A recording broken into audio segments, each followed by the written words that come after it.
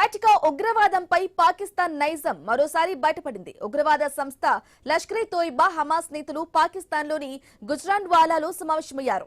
పాకిస్తాన్ మర్కజీ ముస్లిం league నిర్వహించిన ఈ సమావేశంలో Hamas senior commander Naji Zaheer హాజరయ్యాడు. లష్కరే కమాండర్ రషీద్ అలీ సంధుతో జహీర్ భేటయ్యాడు.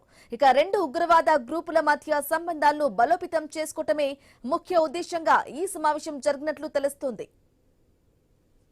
ఇక 2025లో నాజీ జహీర్ పలువురు హమాస్ నేతలతో కలిసి పాక్ ఆక్రమిత కశ్మీర్ వెళ్లాడు.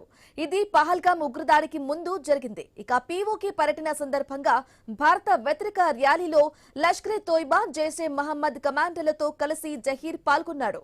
దీనికి ముందు 2024 జనవరిలో కరాచీని జహీర్ సందర్శించాడు. ఇక 2024 ఏప్రిల్లో ఇస్లామాబాద్ పర్యటించాడు. ఇవే కాకుండా 2023 అక్టోబర్ 7న ఇజ్రాయెల్లో హమాస్ ఉగ్రదాడి జరిపిన తర్వాత వారం రోజులకు నాజీ జహీర్ పాకిస్తాన్ కు వెళ్లాడు. ఇక జమియత్ ఉలేమా ఈ ఇస్లాం అధిపతి మౌలానా ఫజల్ ఉర్ రెహమాన్ ను కలిశాడు.